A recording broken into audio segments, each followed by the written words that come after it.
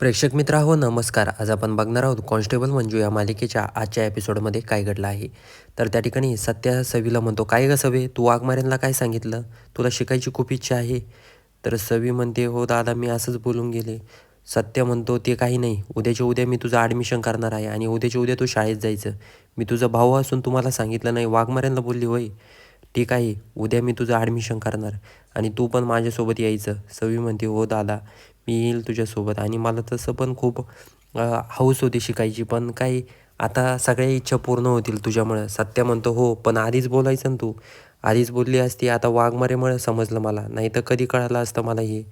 तर सवी म्हणते, "हो, मी तुला कधी म्हणायची डेअरिंगच नाही झाली आणि घरचे पण तसं बोलत नव्हते ना. त्यामुळं मम्मी साहेबच म्हणल्या की फोन आणि तू एवढं, बाकी दुसरं डोक्यात घ्यायचं नाही. त्याच्यामुळेच मी काही बोलले नाही."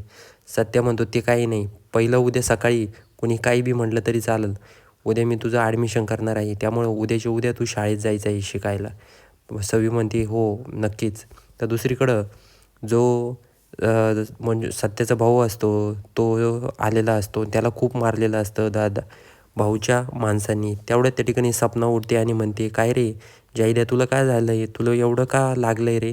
तर जाहिद्या म्हणतो, "काही नाही, गप्प बस सपने, नको डोकं खाऊ. आणि हे बघ, माझ्या नको डोकं खात जाऊ बरं तू." त्या ठिकाणी जयदीप सपनावर खूप ओरडतो.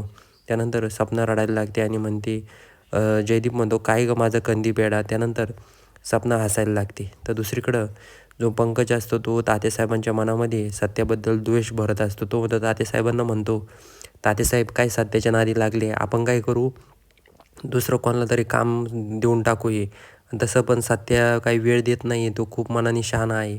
तात्यासाहेब म्हणतात, "तू जास्त डोकं लावू नको आणि हे बघ, तू जास्त त्याच्या भानगडीत पडू नको. तुला जेवढं सांगितलं आहे ना, सत्याला जर कळालं असतं तर किती अवघड झालं असतं." तर इकडं कवीमध्ये भांडण सुरू असतं की तू आता शिकायला जाणार आहे, त्या वहिनीमुळे तू काहीही करू नको बरं का. आपण लहानपणीपासून सोबत आहोत, सोबत राहणार आहोत आणि तू शिकायला निघाली का? मम्मी साहेब म्हणतात, "या घरामध्ये जेवढं आपण मी कमवून आणते ना, तेवढं येतं आहे, तेवढ्यात 2 टाईमचं खायला प्यायला मिळतं आहे. त्यामुळं कुठेही कुणालाही जायची गरज नाही." सत्य येतो आणि म्हणतो, "ते काही नाही मम्मी, मी हिला शिकवणार आणि काही झालं तरी मी हिला शिकवणारच आहे. माझं शिक्षण अपुरं राहिलं." तर मम्मी साहेब म्हणतात, "हे बघ सत्या, कुणी शिकून काय तीर मारला आहे, तू तरी काय केलं शिकून?" सत्य म्हणतो, "हे बघ, शिकून पाठीमागं उभा पण राहावं लागतं. ते माझ्या बाबतीत झालं नाही. ते राहिलं, पण मी हिला शिकवणार. हिच्या पाठीमागे हिचा भाऊ खंबीर उभा राहणार आहे." त्या ठिकाणी माया म्हणते, "नाही, नाही, तिला अजिबात शिकवायचं नाही, राहू दे घरी." आणि काय करणार आहे शिकून? तर चित्रकार म्हणतात, "माया, तू गप्प बस आणि तिला शिकायची इच्छा आहे ना, तर शिकल ती." तेवढ्यात सत्य म्हणतो, "सव्वे, तुला कोणाला घाबरायची गरज नाही. तू चल माझ्यासोबत, मी तुझं ॲडमिशन करून देतो.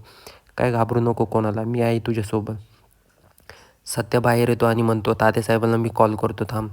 तर तात्यासाहेबांचा फोन लागत नाही म्हणून तो पंकजला कॉल करतो आणि म्हणतो, "पंकजराव, मला उशीर होणार आहे. माझ्या बहिणीचं ॲडमिशन करायचं आहे." तर पंकज म्हणतो, "ठीक आहे, मी सांगतो तात्यासाहेबांना." त्यानंतर फोन ठेवते. तर सत्य म्हणतो, "काय गं सवे, लय खुश आहे तू, काय भानगड आहे?" सवी म्हणते, "काही नाही, आता मला माझी आवडती गोष्ट मिळणार आहे ना, त्यामुळं."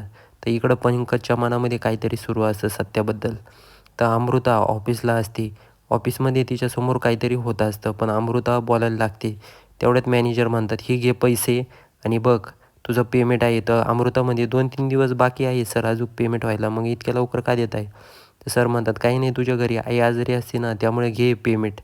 तर इकडं मम्मी साहेबांपाशी कवी खूप रडत असते. ती म्हणते, "माझी बहिणीमध्ये आमची फूट पाडली. मला खूप विचित्र वाटत आहे. त्या मंजू वहिनीला मी सोडणार नाही." कारण सवी कधीच असं वागली नाही आणि मंजू वहिनीनं कान भरले आहे आणि आपल्या घरामध्ये फूट पाडायचं काम मंजू वहिनी पाडत आहे. तर त्या ठिकाणी जी सपना असते तिथंच बसलेली असते. ती जयदीपबद्दल विचार करत असते. तर इकडं मम्मी साहेब आणि कवी ठरवतात की आता मंजू वहिनीकडे जायचं आणि तिला बोलायचं.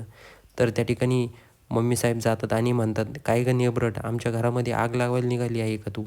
सवीच्या डोक्यात काय खूळ घातलं आहे ती? हे सगळं जे चालू आहे ना तुझ्यामुळे चालू आहे." तर मंजू म्हणते, "माझ्यामुळं काही नाही, मी तुमच्यापुढं हात जोडते. पण सवीला जर शिकायची इच्छा असेल ना तर शिकू द्या तिला. तिच्या शिक्षणामध्ये आडवं येऊ नका." तर मम्मी साहेब म्हणतात, "तुलाही शहाणी होती ना, तुला दाखवतेच मी. तुम्हाला सोडणार नाही." कवी पुढे येते आणि म्हणते, "काय हो वहिनी, काय गरज होती आमच्या बहिणीमध्ये भांडणं लावायची, तिला ॲडमिशन करून देण्याची? तुम्हाला सोडणार नाही वहिनी आम्ही." तर इकडं जो पंकज असतो तो माल ट्रक भरतो आणि त्या ठिकाणी एका व्यक्तीला म्हणतो, चल निघायचं का? सत्याचा काही तपास नाही आहे. थांब थांब तो एक जण म्हणतो, थांबा मी तात्यासाहेबांना कॉल करतो. तो तात्यासाहेबांना कॉल करतो आणि सांगतो. तात्यासाहेब म्हणतात, थांबा सत्याची वाट पहा, त्याशिवाय निघू नका. तर पंकज म्हणतो, आता बघू तात्यासाहेब कसं काय करते. तर तात्यासाहेब सत्याला कॉल करतात आणि म्हणतात, सत्या कुठं आहे तू? तुला वेळेचं काही भान आहे का नाही? तू लवकरात लवकर ये, ट्रक भरायची आहे. तर इकडं मंजूला जेवण करायचं असतं. जेवणासाठी मंजू खाली आलेली असते, पण तिला जेवायला कोणीही देत नाही. तर तात्यासाहेब ट्रकपाशी येतात. ते खूप रागावैतागात असतात. ते म्हणतात, सत्याला एवढी मोठी जबाबदारी दिली आणि सत्या असं वागतोय. सत्या येतो आणि म्हणतो, तात्यासाहेब माफ करा, पण माझ्याकडून चुकलं. मी सांगितलं पण होतं, पण तुमच्यापर्यंत निरोप आला नाही वाटतं. तात्यासाहेब म्हणतात, हे बघा, तुझ्याकडून खूप अपेक्षा आहे आणि तू जर असं वागायला लागला, घरच्या भानगडीत गुतायला लागला तर कसं होईल आपलं? त्यामुळं पक्षाकडे लक्ष दे.